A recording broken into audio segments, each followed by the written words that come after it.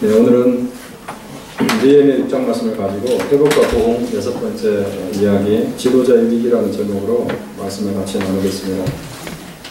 한 사람이 태어나서 성장하는 데에는 많은 어려움이 있습니다. 또 한 사람이 복음을 듣고 교회에 와서 거듭나기까지에도 많은 어려움이 있습니다. 거듭난 후에도 영적으로 성장하기 위해서는 많은 어려움을 또 겪고 많은 장애물과 방해를 만나게 됩니다. 이런 것처럼 하나님의 나라가 견고하게 서는 데에도 많은 난관이 따릅니다. 우리는 이런 사실을 예루살렘 성벽재건 당시 있었던 외적의 공격, 산발락과 도비아와 게셈 등의 공격을 통해서 확인할 수 있습니다.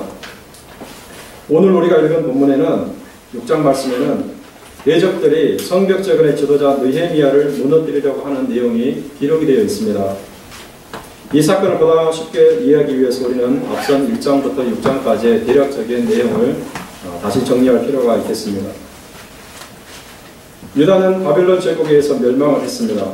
그래서 백성들은 대부분 바벨론 포로지로 끌려갔습니다. 나라가 멸망한 지 약 60년 정도가 흘러서 바벨론 제국은 메데 페르시아 연합국에 의해서 멸망을 당하고 페르시아의 황제인 고레스 왕자가 유다 백성들에게 해방령을 선포하고 귀환령을 선포했습니다. 고국으로 자유롭게 돌아가도 좋다라고 얘기를 한 거죠. 이에 약 5만 명 정도의 사람들이 예루살렘으로 돌아갔습니다.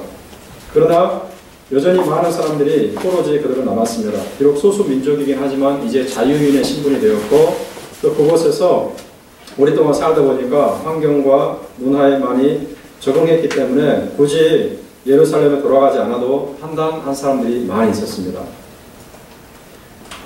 포로 해방령이 선포된 지 약 94년이 흐른 기원전 445년에 느헤미야라는 사람이 예루살렘으로 돌아가게 됩니다. 오늘 우리가 읽은 느헤미야서의 주인공이죠. 이 사람은 포로지에서 자유인으로 태어났습니다. 그리고 페르시아 황제의 술 간원에 오른 입지전적인 인물이었습니다. 세상 누구보다 많은 권력을 가지고 있고 편안하게 잘 살고 있었던 사람입니다. 황제의 술 간원이기 때문에 황제의 총애를 받으면서 느헤미야는 그렇게 평화로운 인생을 잘 살고 있었는데 어느 날 갑자기 자기 친동생으로부터 고국의 소식을 전해듣게 됩니다. 자기가 한 번도 가본 적이 없는 고국, 예루살렘 성벽은 무너졌고 성문은 불에 탔고 또 그곳에 있는 자기 조국 백성들은 외적들에게 조롱을 당하고 야유를 당하고 위협을 당하면서 살아간다는 처참한 소식이었습니다. 이 소식에 충격을 받은 느헤미야는 무려 4개월 동안 하나님께 간절하게 기도했고 결국 그 기도가 응답되었습니다. 그래서 황제의 허락을 받아서 조국으로 돌아갈 수 있게 되었습니다. 이때가 언제냐면은 유다의 달력으로 니산월로 되어 있습니다. 이것은 이때는 현대력으로 볼 때 3월 하순경에 해당됩니다. 유다 총독 자격으로 예루살렘에 왔습니다. 이곳 유다 백성들에게 사태 심각성을 일깨우고 성벽 재건에 대한 동기부여를 시키고 그들과 함께 성벽을 재건하기 시작합니다. 그렇지만 이렇게 야심차게 시작한 성벽 재건 공사가 시작부터 난관에 부딪히게 되죠. 이미 유다 땅에서 세력을 구축하고 있던 이방 세력들이 방해 작전을 펼치기 시작했습니다. 사마리아 사람 산발락과 암몬 사람 도비아와 아라비아 사람 게셈 등이 주축이 된 이방 세력이 이런 염려를 한 것입니다. 만약에 느헤미야가 주동이 되어가지고 지금 시작되는 예루살렘 성벽 재건 성벽이 재건될 경우에 유다 세력은 막강해져서 자기들의 기득권이 상실될 것이 두려워진 것입니다.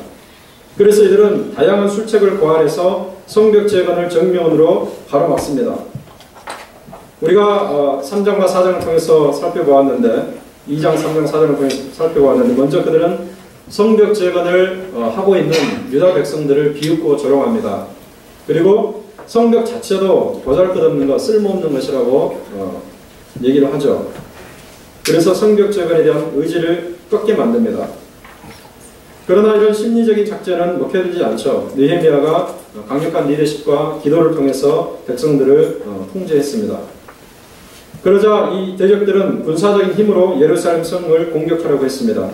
총동원해서 사방에서 공격하려고 했지만 이 역시 느헤미야의 철저한 경계책과 방어책에 막혀서 성공하지 못했죠.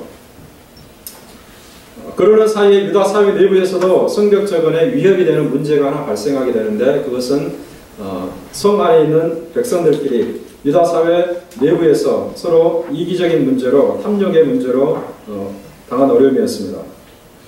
돈 많은 귀족들이 가난한 백성들에게 돈을 빌려주었는데 이자를 요구했고, 또 돈과 이자를 갚지 못하자 자녀들을 종으로 삼거나 또 이방 사람들이 그 자녀들을 종으로 팔아넘기는 악행이 벌어진 것이었습니다. 이런 상황에서 가난한 백성들은 성벽 재건을 할 용기와 또는 어떤 동기가 사라지게 된 것입니다.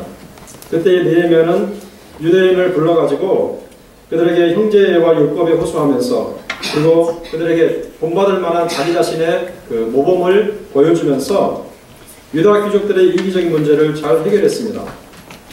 이렇게 외부적인 공격과 조소와 야유, 그리고 내부적인 이기적인 문제를 잘 해결했지만, 그렇다고 해서 모든 장애물이 다 사라진 것은 아니었습니다. 심리전과 군사적 공격 작전이 먹혀들지 않자 대적들은 이제 공격의 방향을 다른 곳으로 틀게 됩니다. 더 치밀하게 공격하기 시작합니다. 바로 이런 내용이 기록된 것이 바로 오늘 우리가 읽은 느헤미야 6장입니다. 전에는 백성들을 조롱하고 군사적으로 유다 사회를 무너뜨리려고 한 그 대적들이 방향을 바꿔서 이제 화살을 쏘려고 하는 대상이 무엇입니까? 바로 느헤미야 개인이었습니다. 지도자 느헤미야 한 사람만 무너뜨리면 성벽 공사가 중단되게 만들 수도 있고, 혹 완공되더라도 그 이후에 유다 사회를 사분오열 되게 만들어서 그들이 장악하기 쉬울 것이라고 판단했기 때문에 이제 공격의 루트를 느헤미야 지도자에게로 향하게 된 것입니다. 여기에서 우리는 하나님 나라의 회복과 부흥에 있어서 최종적이고도 가장 위험한 난관이 바로 지도자에게 닥친 위기라는 사실을 잘 알 수 있습니다. 사실 한 집단이나 그 조직이 하고 있는 사역을 무너뜨리기 위해서 지도자를 공격하는 것만큼 더 효과적인 것은 없습니다. 가장 효과적인 것은 지도자를 무너뜨리는 것입니다. 미국이 과거 이라크를 무너뜨리려고 여러 해 동안 공격을 했지만 잘 무너지지 않았습니다. 그러나 2006년도 지도자 사담 후세인을 사형시킴으로써 마침내 성공을 거둘 수 있었죠. 중세 종교교육 시대에도 마찬가지였습니다. 루터를 중심으로 교회가 개혁을 향해서 나아갈 때에 교황권이 흔들리고 기존교회가 흔들리는 그런 사태에 도달하게 되었습니다. 그래서 교황은 이 새로운 운동을 어떻게 중단시킬까 고민하다가 가장 효과적인 방법이 바로 종교개혁의 지도자 루터를 잡아들이는 것이다, 이렇게 판단했습니다. 그래서 루터가 저술한 많은 저사들을 다 불태웠고요. 그 다음에 루터를 교회에서 공식적으로 파문시켰습니다. 파문시키고 또 이것도 모자라서 보름수 회의에 불러서 루터를 죽이려고 암살 계획을 세웠습니다. 물론 루터를 죽이는 데 실패했죠. 그러나 교황청은 개혁운동의 지도자를 제거함으로써 종교개혁의 불씨를 끌려고 했던 것이었습니다. 이처럼 시대를 막론하고 어떤 조직이나 개혁운동을 무너뜨리는 가장 빠른 길은 지도자를 제거하는 것입니다. 지도자를 무너뜨리면 그 조직을 무너뜨릴 수 있고 그 운동을 중단시킬 수 있기 때문입니다. 지금부터 2500년 전 유대 대적들 역시 동일한 방법을 써서 성벽 재건을 좌절시키려고 했죠. 그리고 유대 사회를 파괴시키려고 했습니다. 이런 위기 가운데 느헤미야는 그들의 계획대로 죽지 않고 끝까지 성벽 재건을 마무리 지었습니다. 그리고 성벽 재건이 마무리된 후에도 유대 사회를 견고하게 성장시켰습니다. 이제 우리가 다음 주부터 보게 될 7장부터 마지막까지의 내용이 바로 그런 내용입니다. 이는 성벽 재건 공사가 하나님께서 뜻하신 하나님의 일이었기 때문에 가능한 것이었습니다. 즉 아무리 대적들을 죽이려고 하고 무너뜨리려고 하고 모함을 해도 이것은 하나님의 일이기 때문에 하나님이 지도자를 지켜주시고 하나님이 그 성을 지켜주신 것입니다. 하나님께서 원수들의 그 관계를 그냥 보고만 계시지 않으셨죠. 느헤미야에게 지혜를 주셨고 이길 용기와 힘을 주셨습니다. 그리고 백성들의 마음을 붙들어 주셨습니다. 이처럼 우리가 하나님의 일을 한다면 그 어떤 방해와 위기가 닥친다 할지라도 우리는 무너지지 않고 하나님께서 이겨낼 수 있도록 우리에게 도움을 주실 것입니다.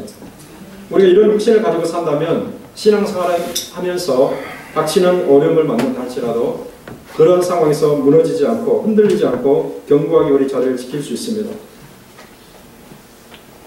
본문 6장 말씀을 보면은 이 산발락과 도비아와 게셈 등 이방 사람들이 유대 지도자인 이 느헤미야를 무너뜨리기 위해서 그 4가지 단계를 거치는 것을 볼 수 있습니다. 만약 첫 번째 단계가 성공했다면 나머지 단계를 거칠 필요가 없었겠죠. 그러나 첫 번째 시도가 무산되니까 실패하니까 두 번째, 세 번째 이렇게 계속해서 시도를 했던 것입니다. 한두 번 시도했다고 포기하는 자들이 아닙니다. 끝까지 집요하게 물고 늘어지는 악랄한 자들이었습니다. 이것은 영적 세계에도 마찬가지인 것 같아요. 영적 세계에서 악한 사탄이 성도들을 무너뜨리기 위해서 온갖 수단과 방법을 다하지만 우리가 무너지지 않으면 그것을 포기하는 것이 아니라 계속해서 우리 주변을 돌면서 무너뜨리게 하려고 하는 것을 우리가 알 수 있습니다. 그럴 때 우리는 하나님에 대한 신앙을 견고하게 하고 말씀의 굳건히 서물에 의해서 물리칠 수가 있습니다. 우리가 분명히 알 수 있는 것은 이 땅에 영적인 전쟁이 있다는 사실이죠. 영적인 전쟁이 있습니다. 제가 이번 주에도 그 교회 사무실에서 목사님들과 그리고 직원들과 함께 식사를 하면서 탐실리 목사님이 그 과거 자신이 영적인 세계에서 이 귀신들을 쫓아내고 한 사람을 완전히 건져가지고 정말 건강한 사람 만든 그 이야기를 들은 적이 있는데 정말 우리 가까이에 영적인 전쟁이 있습니다.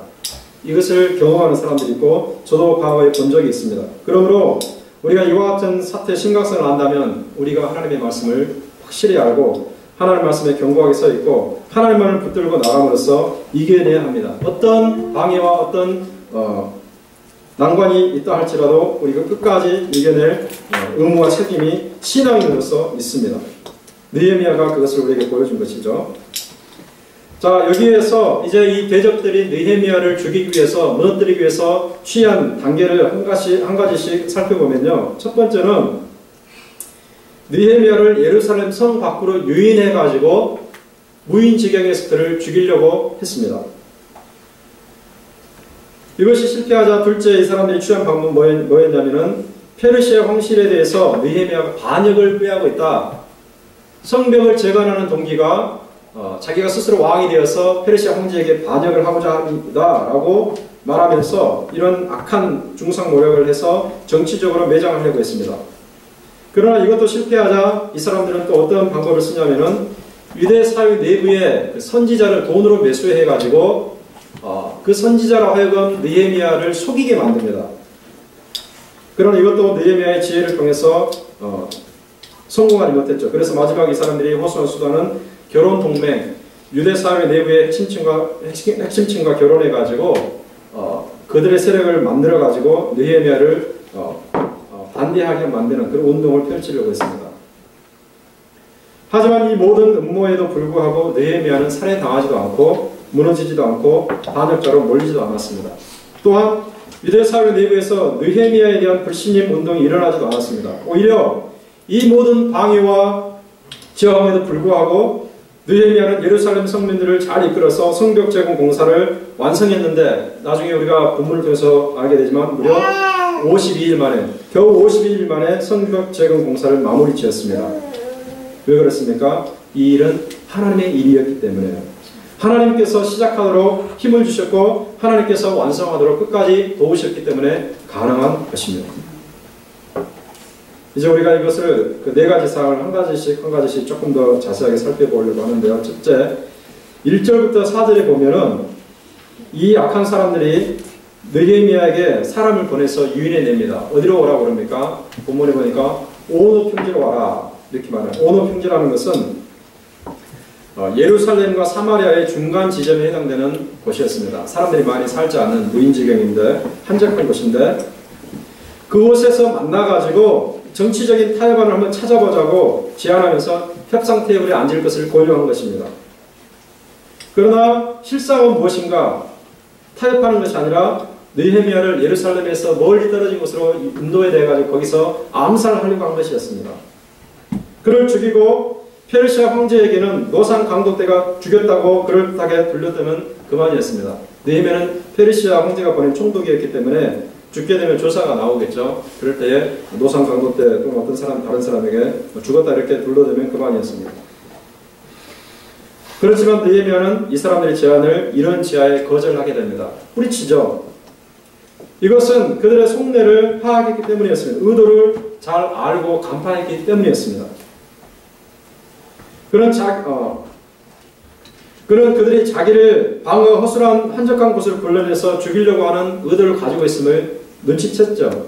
적들에게 어리석게 죽을 수는 없는 노릇이었습니다. 그래서 이 사람이 가지 않았습니다. 더욱이 갈 수 없는 것은 지금 성벽 공사가 한창 진행 중이잖아요. 여기 보니까 얼마큼 진행됐냐면 1절에 보니까 다 성벽을 건축하고 성문의 문짝을 다는 일만 남았다고 그랬어요. 이제 거의 완공된 단계에 이르렀었는데 이 중요한 시점에 공사 현장을 떠날 수가 없는 것이죠. 만약에 그곳에 갔다 오게 되면 어느 정도가 걸리냐면 약 4일 내지 5일 정도가 걸릴 것입니다.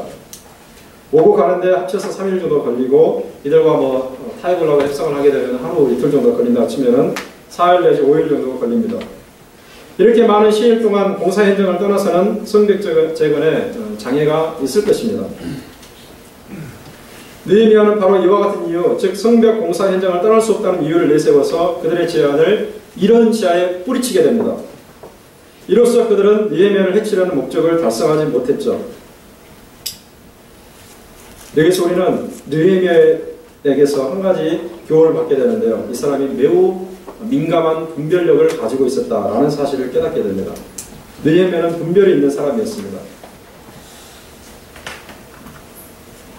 이와 같이 예리하고 민감한 분별력을 느헤미야가 갖게 된 것은 어떤 이유에서였을까 우리가 생각해 보면요. 느헤미야는 평소에 기도 생활이 습관이 된 사람이었습니다. 1장부터 14장까지 쭉 보게 되면 느헤미야가 기도하고 있다는 내용이 수없이 나옵니다. 오늘 본문에도 보니까 하나님께 기도하는 내용이 쭉 나오잖아요. 느헤미야는 큰 문제이든 작은 문제이든 항상 그 문제를 가지고 하나님께 가서 기도하는 습관을 가지고 있었어요. 언제나 하나님의 뜻을 묻고 하나님의 인도하심을 받기 위해서 기도했습니다. 이런 기도의 습관이 몸에 배어 있었기 때문에 그는 적들의 타협 제안의 배후에 암살의 의도가 숨어 있다는 사실을 눈치챌 수 있었습니다. 어쩌면 하나님께서 영을 통해서 가르쳐 줬을 수도 있습니다. 우리 신앙에도 정말 중요한 것은 영적인 분별력입니다. 영적 분별력은 성령의 은사들 가운데서도 하나로 나타나는 것으로 중요한 것입니다. 분별의 은사가 있죠. 무엇이 우리를 살리는 생명길이고 무엇이 우리를 망하게 하는 사망의 길인지 분별할 수 있어야 됩니다. 잠언서 14장 12절에 보면 그런 말씀이 있습니다. 어떤 길은 사람의 보기에 바르나 필경은 사망의 길이니라. 우리가 볼 때는 생명의 길인 것처럼 보여요. 바른 길인 것처럼 보여요. 그러나 끝까지 따라가 보면 그것이 사망의 길인 것을 발견할 수가 있습니다. 생명의 길과 사망의 길을 분별할 수 있는 분별력이 우리에게 필요합니다. 무엇이 하나님을 기쁘시게 하는 일이고 무엇이 하나님을 대적하는 일인지를 분별할 수 있어야 됩니다. 로마서 12장 2절에 보면 사도 바울이 우리에게 권면하는 말씀이 있죠. 너희는 하나님의 선하시고 기뻐하시고 온전하신 뜻이 무엇인지 분별하도록 하라 그랬어요. 하나님의 기뻐하시는 뜻이 무엇인지 분별하기 위해서 우리가 예를 써야 됩니다. 무엇이 교회와 복음을 위하는 것이고 무엇이 교회와 복음의 걸림돌이 되는 일인지 분별할 수 있어야 됩니다. 예수님 당시에 유대인들은 이런 분별력이 없었습니다. 열심을 냈지만 그것이 복음의 장애가 된다는 사실을 알지 못했어요. 로마서 10장 2절과 3절에서 바울이 이렇게 지적합니다. 이스라엘 사람들은 하나님께 열심히 있으나 올바른 지식을 따른 것이 아니니라. 하나님의 의를 모르고 자기 의를 세우려고 힘써 하나님의 의에 복종하지 아니하였느니라. 하나님에 대한 열심이 특출했습니다. 그런데 그 열심이 잘못된 방향으로 나갔어요. 제가 요즘에 읽고 있는 책이 A.W. 토저의 예수 방향으로 가라라는 책인데 그 책의 핵심이 그것입니다. 아무리 사람들이 열심을 내고 아무리 사람들이 많은 지식을 가지고 있어도 방향이 틀어지게 되면 엉뚱한 길로 간다는 거죠. 지금 이스라엘 사람들이 방향이 틀어졌습니다.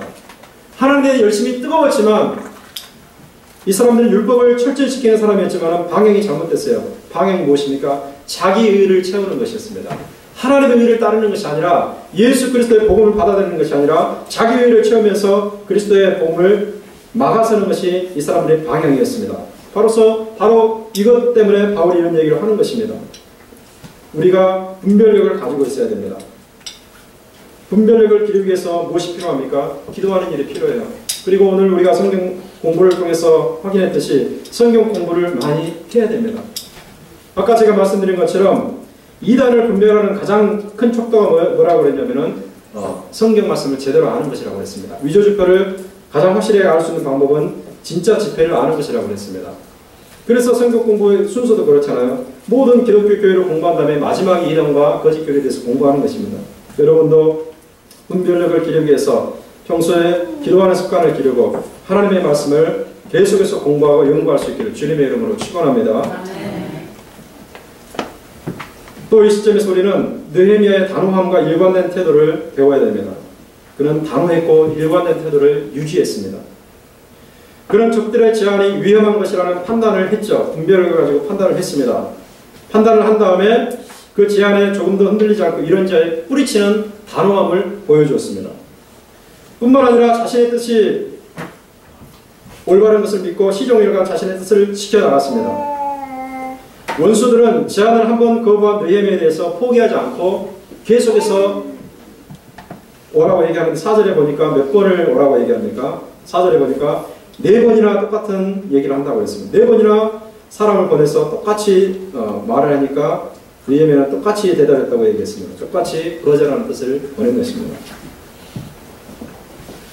우리 역시 약한 것에 대해서 우리의 신앙을 파괴시키려는 것에 대해서 이런 지하에 뿌리칠 수 있는 단호함이 필요합니다.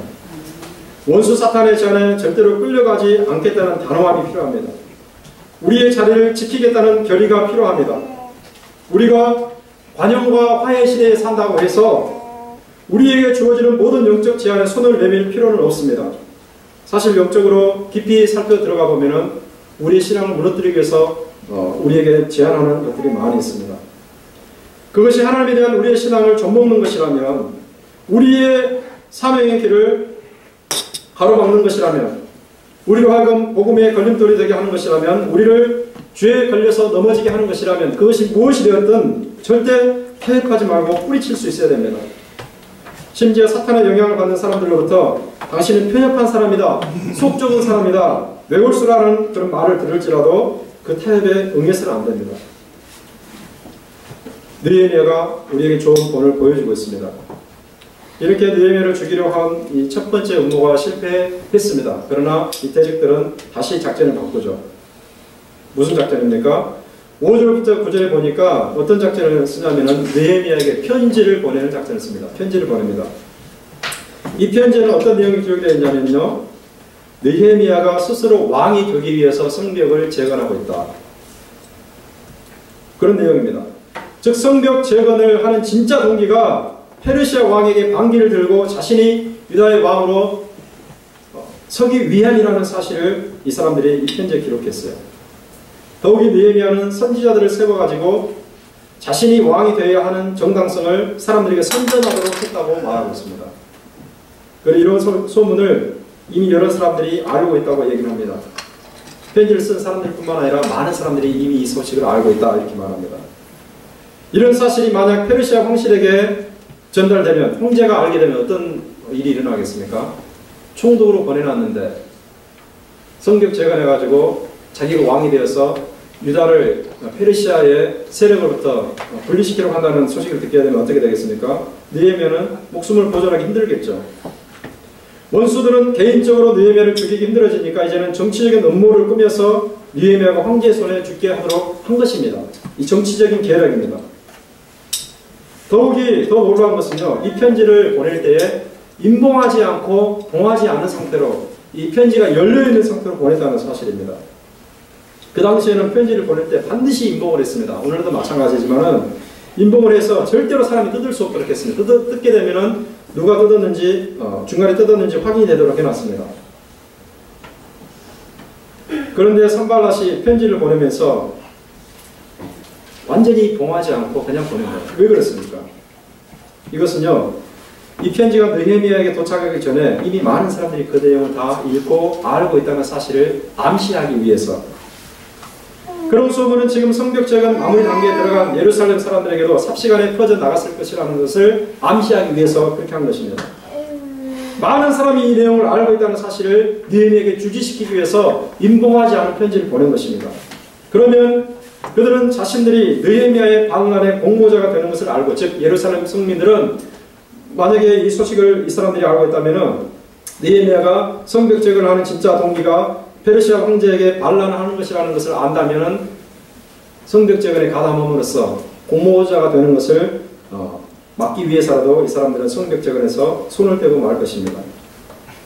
일석이조의 효과를 거두는 거죠. 이 사람들은 느헤미야를 정치적으로 매장시키고 성벽재건도 중단하게 만드는 거죠. 이와 같은 억울한 누명을 씌워서 느헤미야를 정치적으로 매장시키려고 했을 때, 그리고 예루살렘 성민들과 자신의 사이를 이강시키려고 했을 때 느헤미야는 매우 당황스러웠을 것입니다. 그렇지만 이번에도 이 사람은 그 사람들의 저의에 노란하지 않았습니다. 이렇게 정치적으로 위협을 받는 상황에서 그들의 의도대로 무엇을 무마해달라고 그들에게 찾아가면 그것은 곧 자기의 목숨을 그들에게 내어주는 것이랑 마찬가지입니다. 사실 그렇게 해가지고 이끌어내려고 한 것입니다. 이끌어내서 죽이려고 느헤미야에게 그런 두려움을 갖게 만든 것이죠. 그래서 느헤미야가 산발락의 사람을 통해서 소식을 전하는데 어떻게 말하냐면요. 당신이 하는 말은, 사람들에게 소문으로 돌고 있다는 이 말은 네가 거짓으로 지어낸 거짓말에 불과하니 더 이상 이 문제로 나를 협박하지 말라 그랬어요. 네가 거짓말로 지어서 말하는 것을 내가 아니까 더 이상 거짓말로 나를 협박하지 말아라. 산발락과 도비아 등 대적들은 오늘날 영적 측면에서 교회를 무너뜨리려는 사탄의 세력을 상징합니다. 사탄은 예수님을 통해서 세워진 교회가 무너질 것을 원합니다. 성도가 하나님께 가까이 가는 것을 원치 않습니다. 한 사람이라도 지옥으로 끌고 가려고 합니다. 그래서 어떤 방법을 통해서든지 그들의 목적을 달성시키려고 하는데, 교회를 가장 빨리 가장 쉽게 무너뜨릴 수 있는 지름길이 무엇인가? 교회 지도자를 무너뜨리는 것입니다. 이를 위해서 사탄이 가장 많이 사용하는 수단은 지도자에게 억울한 누명을 씌우는 것입니다. 사실과 전혀 다른 소문을 만들어서 사람들에게 수군거리게 만들고, 심지어는 특정 사람을 내세워서 지도자를 정면으로 비방하는 일이 있습니다. 그래서 지도자 스스로 그 소문과 비방을 견디지 못해서 무너지는 일도 있을 수 있습니다. 신천지의 경우를 한번 생각해 보시기 바랍니다. 아까 오전에 성경 공부할 때 제가 신천지에 대해서 말씀을 드렸는데, 신천지의 기성교회 함락작전이 바로 이런 것입니다. 신천지 교육을 제대로 받은 사람을 기존교회에 침투시킵니다. 철저한 훈련을 받아서 기성교회에 들어와가지고 어떻게 하냐면 순진한 척 최선을 다해서 섬기는 모습을 보입니다. 그래서 일단 목회자와 당회의 신임을 받게 됩니다.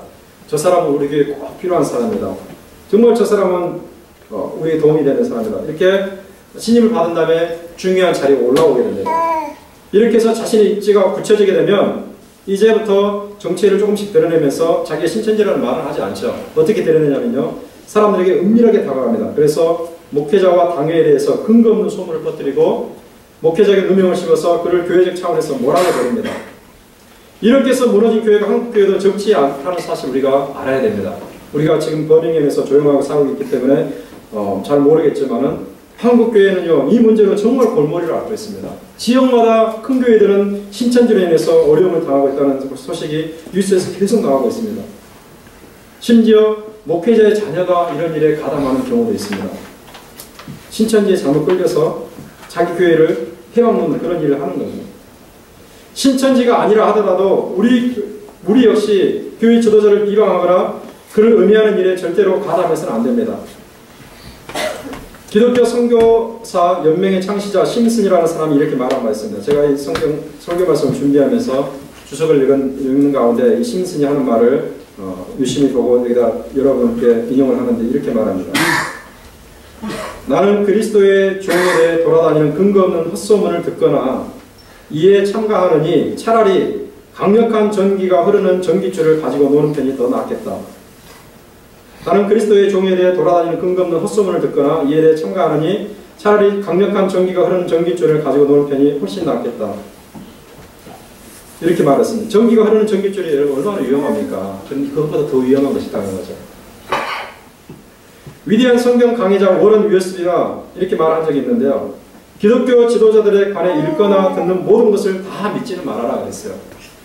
물론 언론에서 나오는 말이 믿을 것도 있지만은 언론에서 그 지도자를 무너뜨리기 위해서 정말 엉뚱한 말을 기사에 퍼뜨리는 경우도 있다는 것이죠. 교회는 사람들에게 지적을 받죠. 어떤 것을 지적을 받습니까? 말이 많은 것이다. 교회가 다 좋은 것인데 한 가지 안 좋은 게 있어요. 말이 많습니다.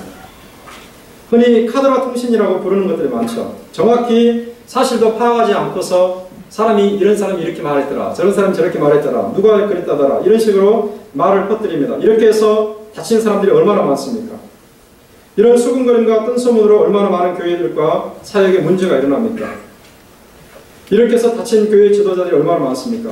우리는 주의해야 됩니다. 특별히 하나님께서 느헤미야처럼 쓰시는 사람에 대해서 이와 같은 일이 있다면 주의해야 됩니다.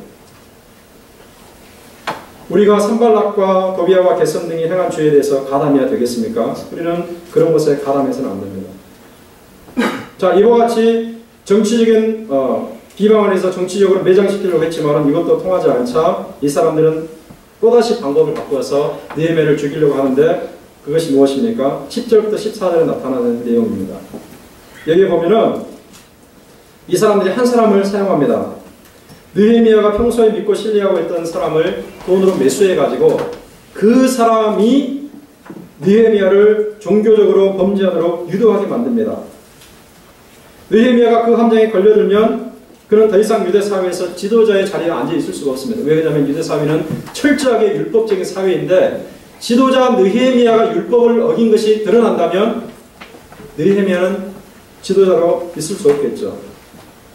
그가 추진하여서 막바지에 이른 성벽 재건 공사가 비록 완성된다 할지라도 그 이후에 예루살렘 사회의 정체성을 지키지 못하고 대적의 손아귀에 예루살렘이 넘어가고 말 것입니다. 여기에 이용된 사람이 누구입니까? 그럼 10절에 보니까 스마야라는 사람이 등장합니다. 스마야. 이 스마야는 선지자로 알려져 있습니다. 평소 느헤미야가 가까이 지내던 사람이 스마야였는데요. 몇 날 며칠을 스마야가 이 집안에만 틀어박혀서 있다는 소식이 느헤미야에게 들려왔습니다. 좀 이상하게 생각했습니다. 왜 저 사람이 나오지 않고 집에만 틀어박혀 있을까? 걱정이 돼가지고 순수한 마음에 느헤미야가 스마야를 찾아갑니다. 스마야가 느헤미야에게 이렇게 말합니다. 원수들이 오늘 밤이라도 당신을 죽일 수 있으니 죽이러 온다고 하는 말이 들리니 당장 피합시다. 다급하게 말합니다. 그러면서 가장 안전하게 피할 수 있는 최적의 장소를 알려주는데 그것이 무엇입니까? 성전의 성소였습니다. 그러니 함께 성소로 가서 그곳 문을 닫고 있으면 원수들이 공격해도 목숨을 부지할 수 있다. 이렇게 말하면서 같이 가자고 얘기합니다. 아주 그럴듯한 말이죠. 그렇지만 느헤미야는 스마야의 말을 듣는 순간 그것이 원수들의 관계에 따른 음모였음을 파악하게 됩니다. 어떻게 그런 판단을 할 수 있습니까? 왜 그렇습니까? 느헤미야가 율법을 잘 알고 있기 때문에 그렇습니다. 무슨 말인가? 율법에 따르면요, 유대 사회에서는 제사장 외에는 성소에 들어갈 수 없습니다. 민수기 18장 7절에 보면 이렇게 되어 있습니다. 하나님께서 레위 지파인 제사장 아론에게 직접 하시는 말씀인데요. 이렇게 말합니다. 너와 내 아들들은 제단과 휘장 안의 모든 일에 대하여 제사장의 직분을 지켜 섬기라. 내가 제사장의 직분을 너희에게 선물로 주었은즉 거기 가까이 하는 외인은 죽임을 당할지니라. 제사장 외에는 성소 안에 들어가지 못하도록 하나님께서 엄격한 규정을 내렸습니다. 민수기에 나와있죠. 느헤미야가 알고 있는 이 율법조항을 선지자가 모를 리 없겠죠. 스마야는 율법조항을 알고 있었을 것입니다. 그러나 율법조항과 정반대되는 일을 했습니다. 이는 그가 참 선지자가 아니라 거짓 선지자라는 명백한 증거이죠. 신명기 18장 20절에 따르면 하나님께서 명하시지 않은 다른 말을 할 경우에 이 사람은 거짓 선지자라고 말합니다. 그래서 거짓 선지자로서 유대사회에서 추방을 당하거나 죽임을 당해야 됩니다. 하나님께서 명하신 말씀을 해야 되고 하나님께서 명하시지 않는 것은 말해서는 안 됩니다. 그런데 지금 스마야는 율법에 규정된 말과 정반대의 말을 하고 있습니다. 평신도인 느헤미야가 성소 안에 들어가도 괜찮다고 말하는 거죠. 목숨이 위태로운 느헤미야가 자기의 말을 듣고 율법을 어기면서 성소에 몸을 흡입할 수 있다고 생각을 했을 것입니다.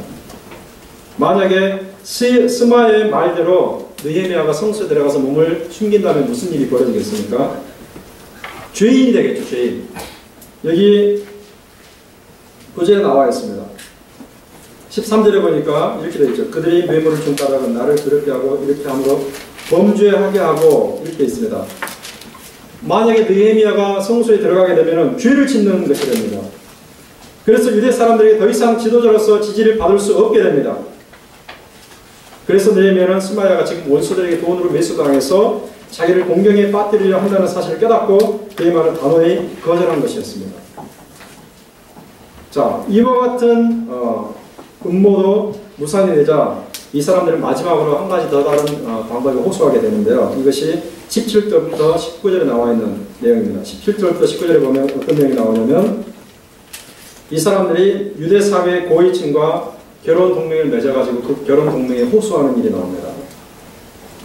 이럴 경우에 유대 핵심층이 느헤미야의 원수들과 혈족 관계가 되어서 결국 느헤미야에 대해서 반감을 품는 사람들이 많아지게 되겠죠. 도비야와 산발락과 이런 사람들과 이렇게 의견을 나누다 보면은 많은 사람들이 느헤미야를 대적하게 될 것입니다.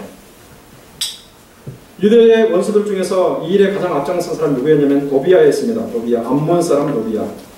사실 암몬 사람들은 예루살렘 유대 사람들과 교제할 수도 없고 결혼할 수도 없는 사람들입니다. 그런데 이 도비야가 유다 사람들과 결혼을 했어요. 그런 느헤미야가 예루살렘에 오기 훨씬 전부터 유다 사람 스가냐의 딸과 결혼해서 그의 사이가 되어 있었고 또 그 결혼을 통해서 그가 낳은 아들 역시 유다 사람 무슬람의 딸과 결혼을 했습니다. 이런 결혼 동맹을 통해서 암몬 사람 도비야가 유대의 동맹 세력을 구축해 나갈 수가 있었습니다. 그래서 이 구축된 세력을 통해서 느헤미야에게 조직적으로 반기를 들려고 했던 거죠.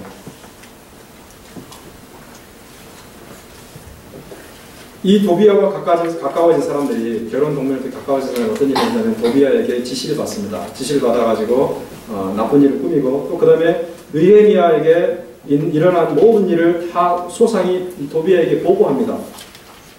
그러니까 도비야는 느헤미야를 아주 쉽게 제거할 수 있는 그런 기회를 찾을 수가 있었던 것입니다.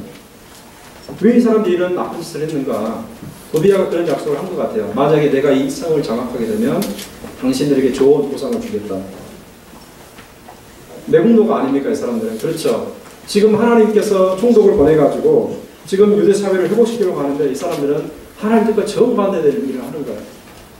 그 지도자를 죽이는 데 앞장서는 것이고 더군다나 하나님께서 교제하지 못하게 하는 암몬 사람과 도비야와 교제하면서 이렇게 하나님의 뜻에 정반대되는 길을 걷고 있었습니다.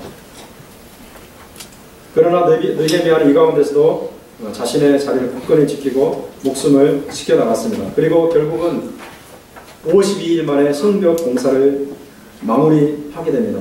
지금 15절에 나와 있죠. 공사가 마무리된 때가 언제였습니까? 여기 보면 엘룰월로 되어 있습니다. 엘룰월.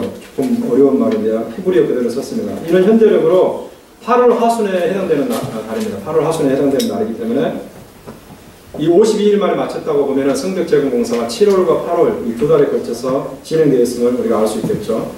느헤미야가 예루살렘에 온 때가 3월 하순경이었습니다. 니산월 3월 하순경에 와가지고 약 3개월 정도를 사람들의 마음을 하루를 묵고 그 다음에 성벽 재건 공사를 철저하게 세우는 데 보내고 가장 더운 7월과 8월에 공사를 진행해가지고 52일 만에 마무리 지었습니다. 그것도 외부적으로 또 내부적으로 수많은 방해와 저항이 있는 가운데 그 일을 한 것이죠. 느헤미야가 이 일을 할 수 있었던 것은 자기의 리더십과 자기의 지혜와 자기의 신앙이 있었기 때문만은 아닙니다. 자기만의 신앙 때문이 아니에요. 자기만의 지혜 때문만이 아니에요. 자기만의 리더십 때문만이 아니에요. 여기에는 느헤미야를 믿고 따라준 백성들의 헌신이 있었기 때문에 가능한 일이었습니다. 백성들은 조롱과 위협과 가난과 무더위 속에서도 변치 않는 헌신을 했죠. 또한 이 일을 시작하도록 이끄신 하나님의 도우심이 있었기 때문에 가능한 것이었습니다. 즉 느헤미야와 백성들과 하나님이 삼위일체가 되어서 이 일을 했을 때에 온갖 방해와 어려움 가운데서도 성벽이 완공될 수 있었던 것입니다. 말씀을 제가 마치려고 합니다. 우리에게도 동일한 과업이 있습니다. 무슨 과업입니까? 예수 믿고 구원받은 우리가 신앙적으로 성장해야 되는 과업을 가지고 있습니다. 그리고 교회적인 차원에서는 이 교회가 하나님의 말씀대로 회복되고 부흥되어야 되는 과업을 우리가 가지고 있습니다. 이 일은 하나님께서 절대적으로 원하시는 좋은 일입니다. 하나님께서 원하시는 일이에요. 하나님께서 우리에게 하기를 원하시는 일입니다. 하나님께서 우리 마음속에서 그리고 우리 교회 가운데서 시작하신 일입니다. 그러므로 어떤 어려움이 있어도 그 일은 완전히 이루어질 것입니다. 마치 성벽 제공 공사가 52일 만에 마무리되었던 것처럼 우리가 하나님에 의해서 택함을 받은 사람이라면, 하나님의 부름을 받은 사람이라면, 우리가 추구하는 이런 신앙 성장과 교회 회복과 부흥이 하나님께서 원하시는 일이라면 그 어떤 어려움이 있다 할지라도, 아무리 방해가 거세다 할지라도 언젠가는 온전히 성취될 것입니다. 바울이 이런 말을 한 적이 있습니다. 빌립보서 1장 6절의 말씀입니다. 너희 속에 착한 일을 시작하신 이가 그리스도 예수의 날까지 이루실 줄을 우리가 확신하노라. 너희 속에 착한 일을 시작하신 이가 그리스도 예수의 날까지 이루실 줄을 우리가 확신하노라. 아멘. 우리가 이런 확신을 가지고 있어야 됩니다. 우리 속에 착한 일을 시작하신 분은 하나님이십니다. 그러므로 하나님께서 끝까지 우리를 붙들어 주시고 그 날까지 완성하게 하실 것입니다. 그 날을 바라보면서 오늘도 우리 성장을, 우리의 신앙의 성장을 위해서, 그리고 교회 회복과 부흥을 위해서 수많은 내적인 그런 외적인 어려움 가운데서도 포기하지 말고 전진하기를 원합니다. 하나님은 이런 사람과 함께 하시고 이런 사람에게 복을 내려주십니다. 그러므로 그런 확신 가운데서 전진해서 느헤미야처럼 예루살렘 백성들처럼 회복과 부흥이 이루어지는 날을 보고 복을 받는 저와 여러분 되시길 주님의 이름으로 축원합니다. 기도하겠습니다. 거룩하신 하나님 아버지, 주님의 귀한 은혜를 감사합니다. 느헤미야 6장에 기록된 말씀은 쉽게 이해하기 힘들고 아버지 복잡한 말씀으로 여겨지지만 여기에서 주님이 우리에게 하시는 말씀은 단순합니다. 하나님의 나라를 위해서 일을 할 때에 원수들은 지도자를 무너뜨리기 위해서 혈안이 되어서 달려든다는 사실이었습니다. 아버지, 이 시대에 우리가 하나님에 의해서 신앙의 성장을 꿈꾸고 하나님에 의해서 회복과 부흥을 꿈꾼다면 아버지 어떤 방해와 저항과 난관에도 불구하고 전진하며 견고하게 설 수 있도록 도와주시고 아버지 지도자를 지켜주시고 또 지도자로 자처하는 많은 사람들을 지켜주시기를 소원합니다. 우리가 지도자가 아니라 할지라도 우리 한 사람 한 사람이 중요한 직무를 맡고 있다면 사탄은 끊임없이 우리를 무너뜨리기 위해서 예를 쓴다는 사실을 깨닫고 하나님 말씀에 견고하게 서서 끊임없이 기도로 무장해서 이겨나갈 수 있는 우리의 삶이 되게 하시고 하나님께서 시작하신 그 착한 일이, 하나님께서 시작하신 그 구원의 일이, 하나님께서 시작하신 이 회복과 부흥의 일이 우리를 통해서 온전히 이루어지는 날을 볼 수 있도록 역사하여 주시옵소서. 주 예수 그리스도 이름으로 감사하며 기도하옵나이다.